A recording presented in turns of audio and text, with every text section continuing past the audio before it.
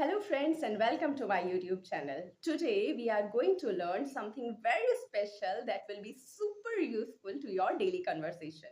We are going to focus on how to use should.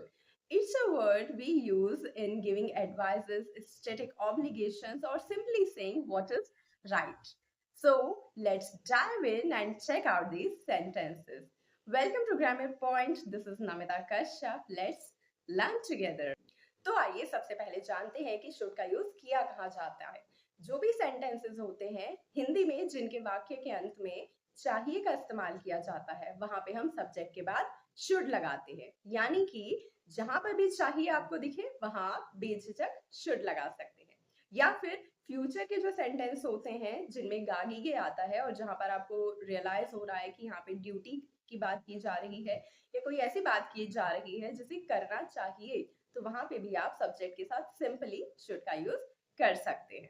तो चलिए शुरू करते हैं। सबसे पहले बात करते हैं ऐसे सेंटेंसेस के बारे में जिनमें हम कुछ सलाह देते हैं, कुछ सुझाव देते हैं, यानी sentences of advice and recommendation. Number 1, आपको ज्यादा सब्जियां खानी चाहिए। You should eat more vegetables. आपको के लिए यू आया है और क्योंकि सेंटेंस के लास्ट में चाहिए है इसलिए हमने शुड का यूज किया है।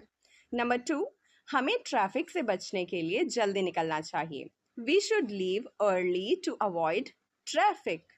नंबर 3, उसे अपनी गलती के लिए माफी मांगनी चाहिए। He should apologise for his mistake. Next is, उन्हें परीक्षा के लिए और मेहनत करनी चाहिए। They should study harder for the exam. Next is, आपको अपने माता पिता को ज्यादा बार फोन करना चाहिए। You should call your parents more often. होता है ना कि पेरेंट्स से जब बात होती है तो बच्चे भी खुश हो जाते हैं और पेरेंट्स ऑब्वियसली खुश हो ही जाते हैं। अब हम बात करते हैं कुछ ऐसे सेंटेंसेस के बारे में जिनमें कर्तव्य या दायित्व के बारे में बात की जाती है, यानी कि ड्यूटी के बारे में बात की जाती है। सभी को अपने नियमों का पालन करना चाहिए। Everyone should follow the rules, यानी जो नियम है उनका पालन सभी को करना चाहिए। चाहिए आया है इसलिए हमने शुड का यूज किया है, और क्योंकि ड्यूटी के बारे में बात हो रही है, किसी कर्तव्य के बारे में बताया जा रहा है, इसलिए भी हमने शुड का यूज किया है। नेक्स्ट इज, मुझे यह रिपोर्ट शाम तक खत्म कर देनी चाहिए। I should finish this report by evening. Next is, हमें अपने बड़ों का सम्मान करना चाहिए। We should respect our elders. Next is, छात्रों को अपने असाइनमेंट समय पर जमा करने चाहिए। Students should submit their assignments on time. Next is, आपको हमेशा सच बोलना चाहिए।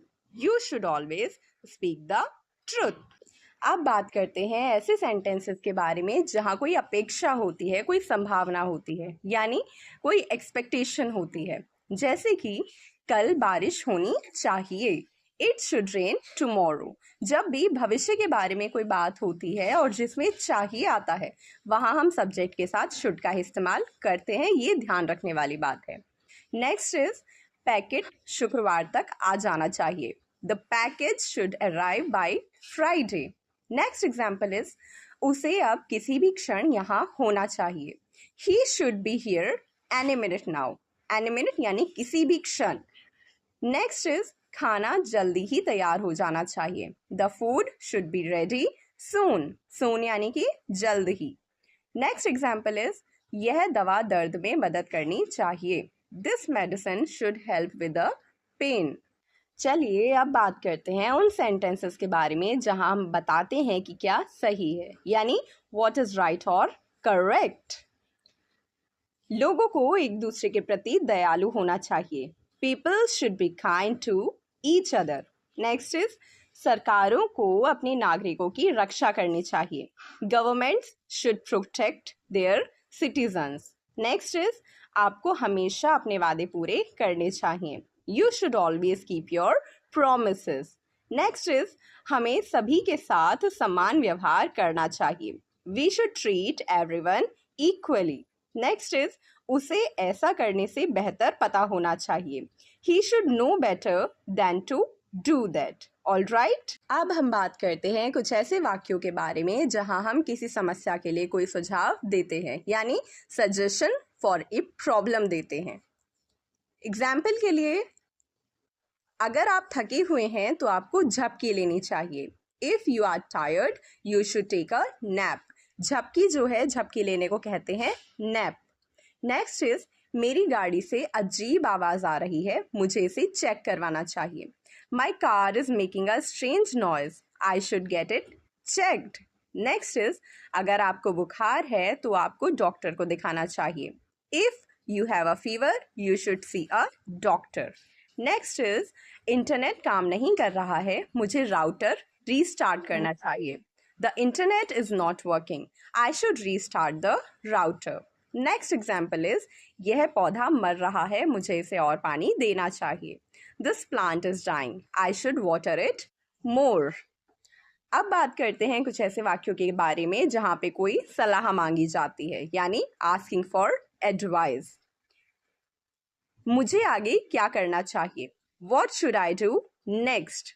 नेक्स्ट एग्जाम्पल इज, हमें रात के खाने के लिए कहाँ जाना चाहिए? Where should we go for dinner? Next example is, मुझे कौन सी किताब पढ़नी चाहिए? Which book should I read? Next is, मुझे इंटरव्यू के लिए कैसे तैयारी करनी चाहिए? How should I prepare for the interview?